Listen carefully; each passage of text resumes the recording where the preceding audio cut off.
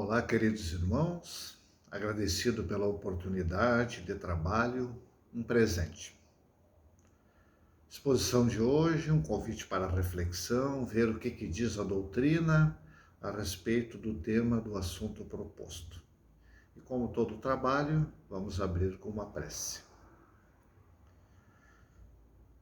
Senhor Jesus, aqui estamos mais uma vez reunidos com o objetivo de estudar o Teu Evangelho.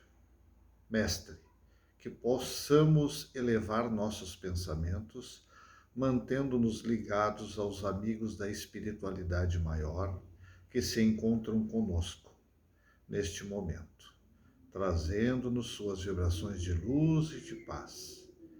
Que os ensinamentos contidos na exposição possam nos beneficiar nesta noite de estudos. Que assim seja.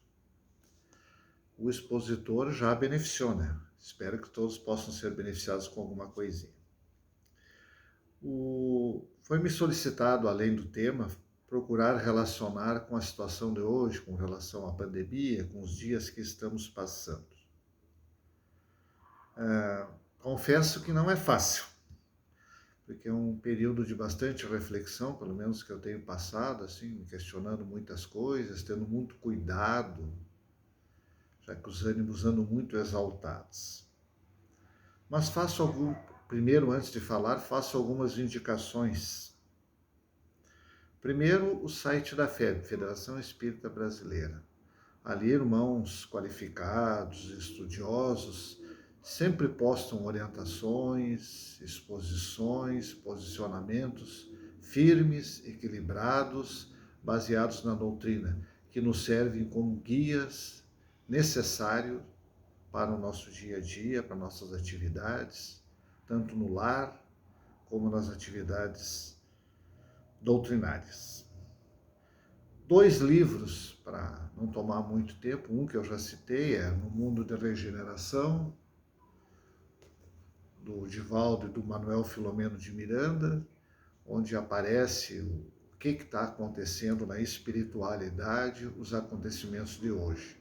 Então é muito rico em informações e bastante elucidativo e consolador para nós. Que a espiritualidade, podemos dizer, está trabalhando e trabalhando muito. E é um convite, então, para nós também fazermos a nossa parte. E tem um outro livro também, que está em pré-venda, naturalmente ainda não chegou, deve estar chegando, que é O Espiritismo e a Pandemia. É publicação da Fergs, autores diversos, da editora Francisca Spinelli. E destaco aqui entrevistas, palestras dos nossos líderes iluminados. Eu gosto muito do Haroldo Dutra Dias. E no dia 11 de março, agora recentemente, o Divaldo deu uma entrevista no Jornal do Almoço, bem clara, bem objetiva e, como eu disse, muito consoladora. Está disponível no YouTube. É bem rapidinho, alguns minutos ali. Lembramos que nós vamos encontrar em Marcos 13 que acontecimentos dessa natureza acontecem de tempos em tempos e são prenúncios da nova era, provas e expiações para a regeneração. Teremos ocorrências provacionais. Sim, nós estamos convivendo, estamos passando por tudo isso. E o que devemos fazer? O convite é para colaborar com a divindade. Todos conhecem a citação: vós sois deuses. Vamos aproveitar o tempo que nós falamos que nós não tínhamos, que de uma hora para outra apareceu o tempo.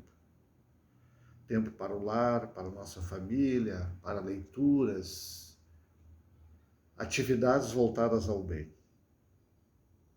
Mas e o número de mortes? E as mortes?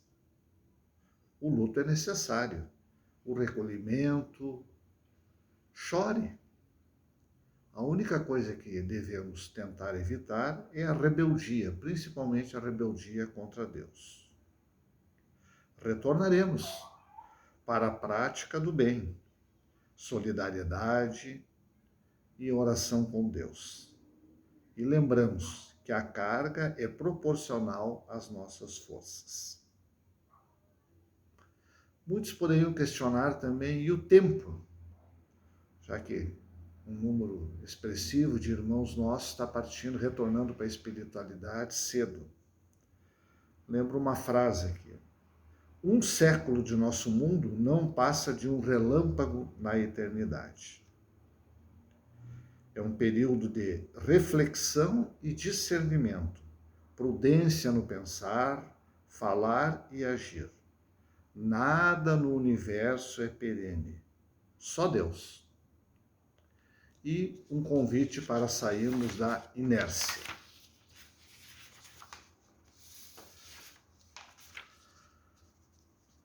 A calma, a disciplina e o bom senso são os melhores conselheiros do momento ao cidadão e ao cristão.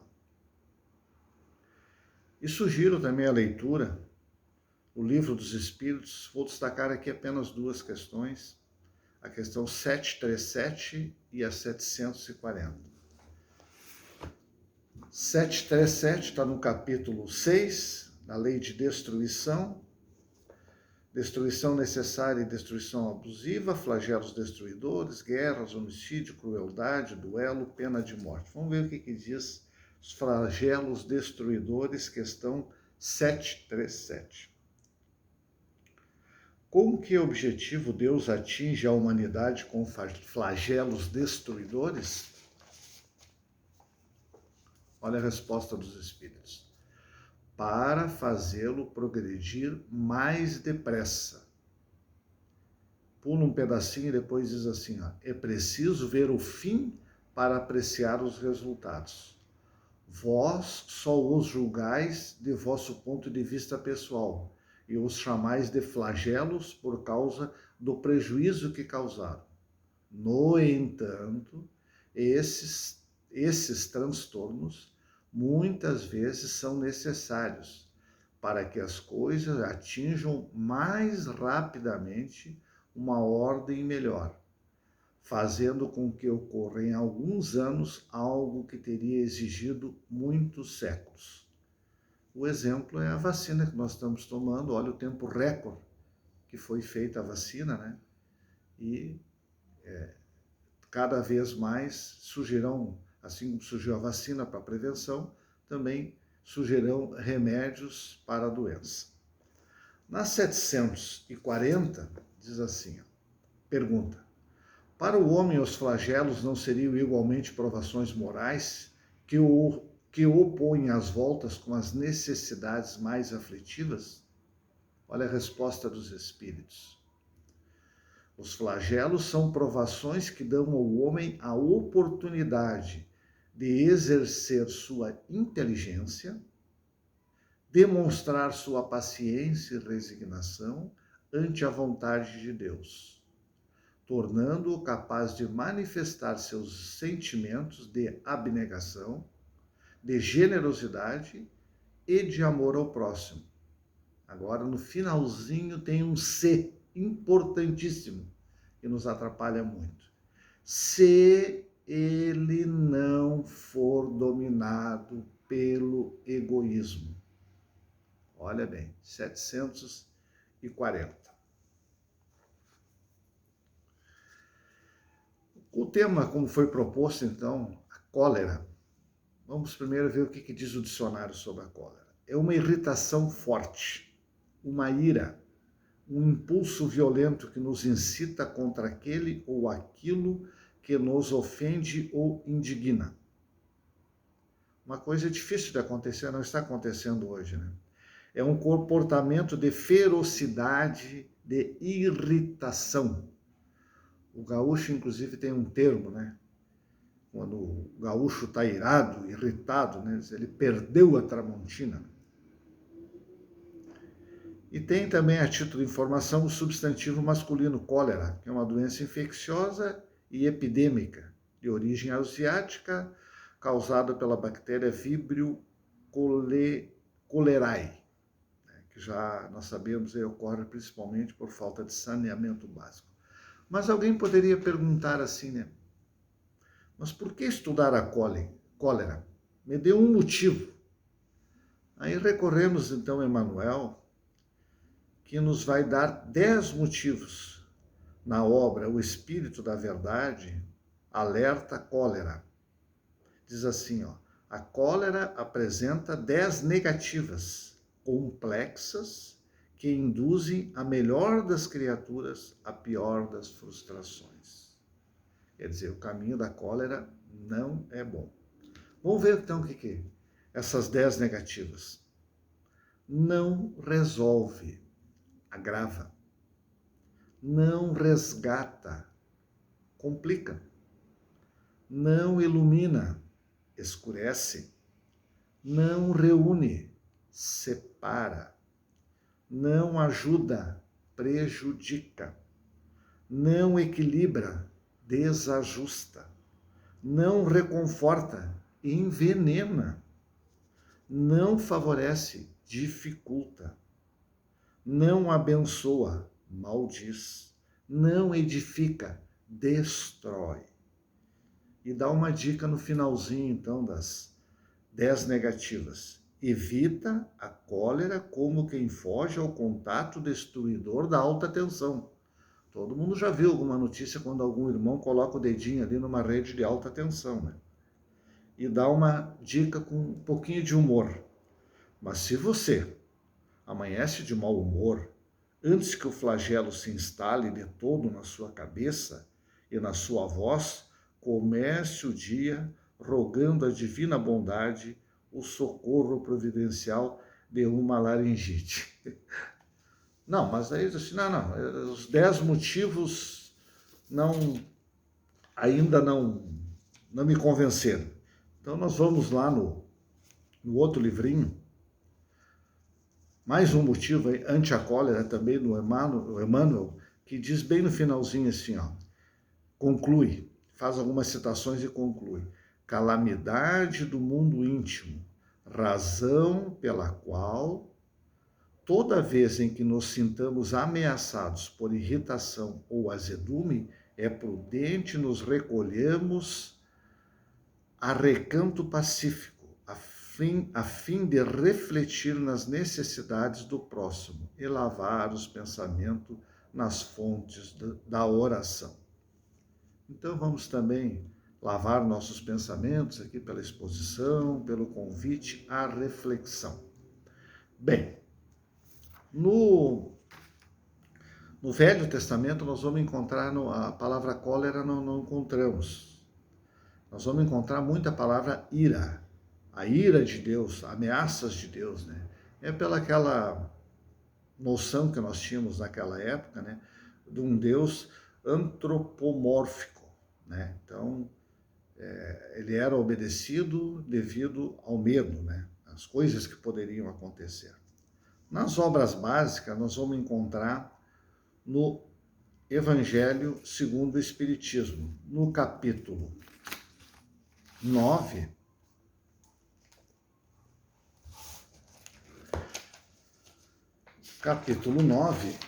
bem-aventurados os que são mansos ou brandos e pacíficos. Ali nós encontramos injúrias e violências, instruções dos espíritos, a afabilidade e a doçura, a paciência, a obediência e resignação e a cólera. Então não a injúria, a violência e a cólera, inclusive a cólera é condena, e sim a afabilidade, a doçura, a paciência, a obediência e a resignação. E diz assim, ó, bem-aventurado os que são mansos, porque possuirão a terra. Isso aí está em Mateus. E bem-aventurados os pacíficos, porque serão chamados filhos de Deus. Com essas máximas, Jesus tornou lei a doçura, a moderação, a mansuetude, a afabilidade e a paciência. Consequentemente, condena a violência, a cólera e até mesmo toda expressão descortês para com os semelhantes. Olha a amplitude só, condena tudo, qualquer expressão descortês com o nosso semelhante. Então vai citando, e no 9, então, no 9 e no 10, vai falar sobre a cólera. E começa assim, então. O orgulho nos leva a julgar de ser mais do que sois. Voltando um pouquinho, então já falei sobre orgulho e egoísmo, e citei, inclusive, o Obras Póstumas, que tem um capítulo dedicado ao orgulho e egoísmo, que aborda suas causas, seus efeitos e os meios de destruí-lo. Cita que o egoísmo, por sua vez, se origina no orgulho, ou seja, é filho do orgulho. Vou destacar alguma coisinha aqui bem rapidinho, que eu já falei, e encerra dizendo assim, ó: quando a criatura sugar com o leite a caridade, quando a criatura sugar com o leite a caridade e tiver a fraternidade a embalá-lo, quando enfim toda uma geração for educada e alimentada com ideias que a razão, desenvolvendo-se, fortalecerá em vez de falsear. Destaco a palavra razão, que eu já vou voltar. Falsear. Sob o domínio destas ideias, a cimentarem a fé comum a todos, não mais esbarrando o progresso no egoísmo e no orgulho. As instituições se reformarão por si mesmas e a humanidade avançará rapidamente para os destinos que lhes são prometidos na terra, aguardando os dos céus. Então é o convite, né, para a gente transformar o egoísmo em caridade e o orgulho em humildade. Voltando então aqui ao Evangelho, né, então, o orgulho vos leva a julgardes ser mais do que sois. Depois diz assim, ó: que o menor paralelo vos irrita, vos ofende, então o que decorre disso, vos entregando a cólera. E continua, para nós termos cuidado, porque que vos tornam semelhantes a bestas. Somos comparados aqui à besta quando usamos da cólera. Fazendo-vos perder o sangue frio e a razão. Mais uma vez destaca a palavra razão. Por quê? Porque se nós olharmos hoje, procurarmos fazer uma leitura da realidade, na visão dos homens do caos que nós estamos vivendo já há mais de ano e mais um pouquinho, se nós usarmos a razão, nós vamos pensar um pouquinho aqui, duas coisinhas: usar a razão e evitarmos as paixões. É duas coisas que Kardec nos pedia. E antes, como é que era? Então nós temos que comparar a situação de hoje com como é que era ontem, né? Se começou em 2020, estamos em 2021, vamos supor, como é que era a situação em 2019? Né? O que modificou, o que está dando a gritaria? Né? Por isso, nós usando a razão e não entrando em paixões, nós podemos chegar a algumas conclusões e não ficar cegos. Pegando, então, só o exemplo da saúde. É notório, hoje faltam leitos, a situação é complicadíssima. Mas como é que era antes da pandemia? A saúde funcionava muito bem? O que desestruturou a saúde foi a pandemia, foi o coronavírus? Na minha avaliação, acredito que não. Se nós pegar as notícias, um pouquinho antes da pandemia, sempre teve falta de leitos. O que acontecia, na minha avaliação, no meu entender? É que os leitos que faltavam para as pessoas mais simples, mais humildes. Aquele que tinha condições materiais sempre teve bons leitos, bons médicos e bons hospitais. No Brasil, todo mundo sabe, nós temos hospitais de primeiro mundo. Mas com a pandemia, com o coronavírus, nos colocou todos iguais. Tem na lei dos homens que todos são iguais perante a lei. Lei dos homens e principalmente perante a lei de Deus. E é isso que está acontecendo.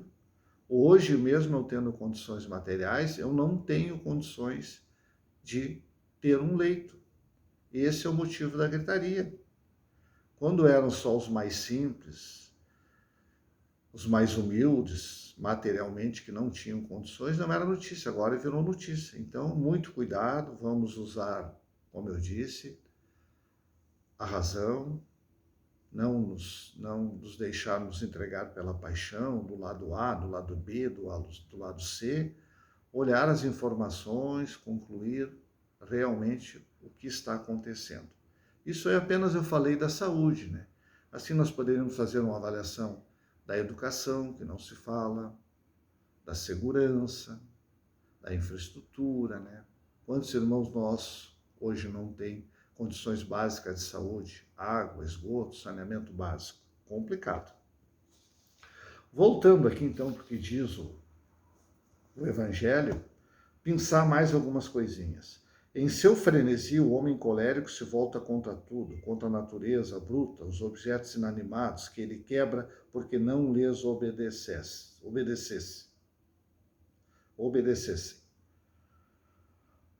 Se nesses momentos ele pudesse ver-se a sangue frio, teria medo de si mesmo, ou se acharia ridículo. E diz que ele deveria se esforçar por vencer a tendência que faz dele objeto de piedade.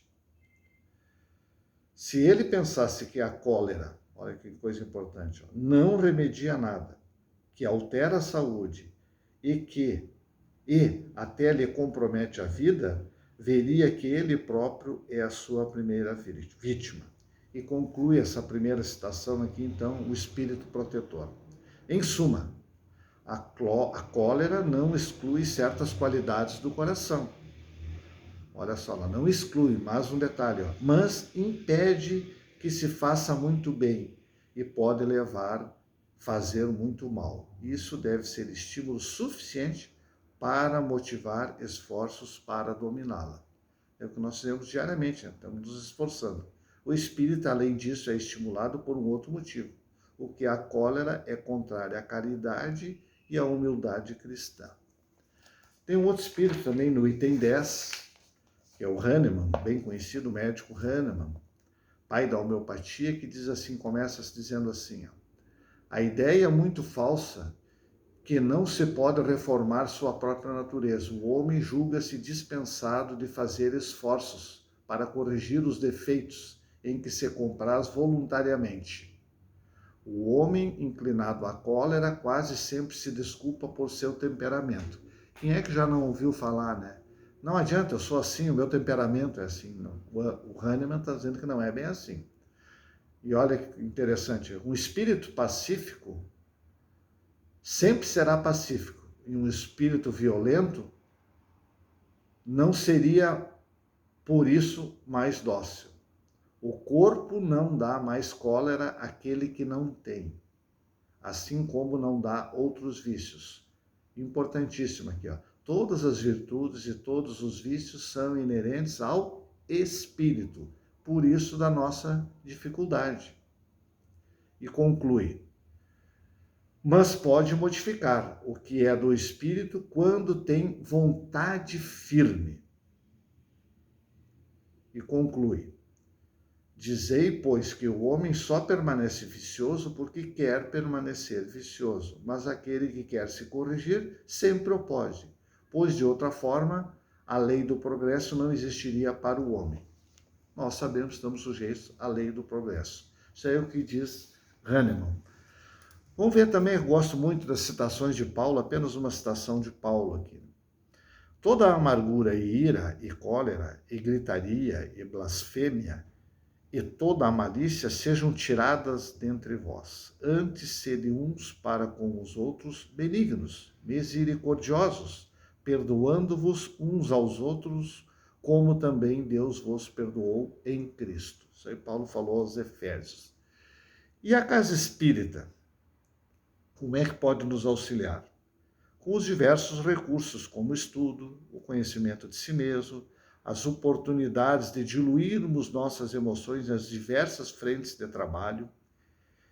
É com certeza um local, ou online, como nós estamos hoje, né, onde encontraremos o apoio seguro para iniciarmos essa modificação.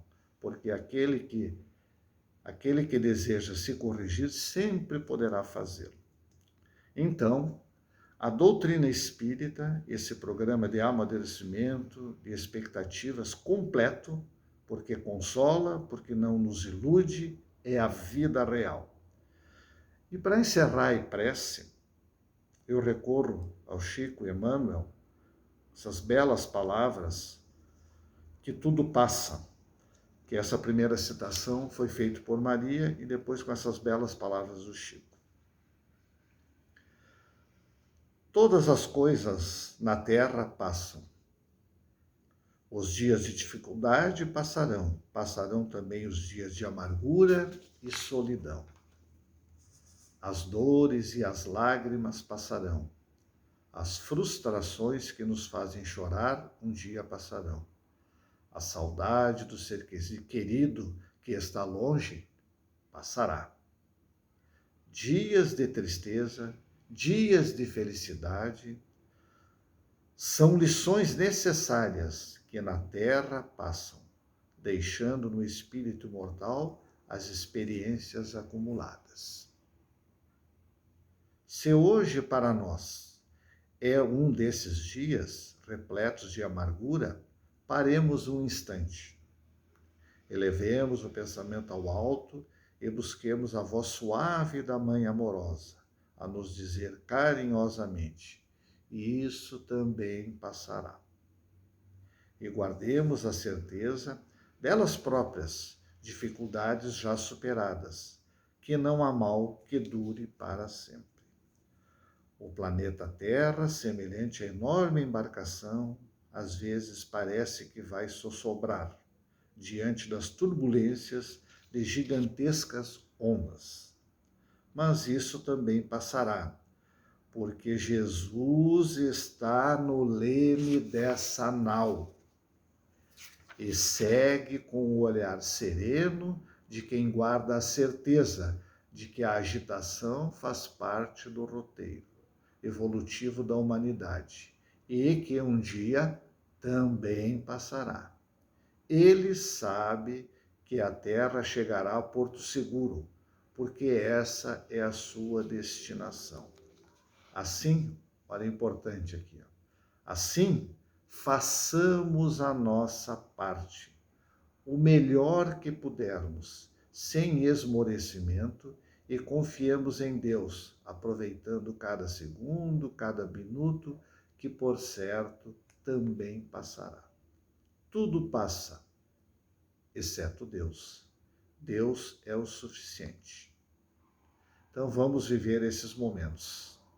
A vida nem sempre segue a nossa vontade, mas ela é perfeita naquilo que tem que ser. Obrigado por tudo, que tenhamos uma boa semana com Jesus em nossos corações. Até o nosso próximo encontro e que assim seja.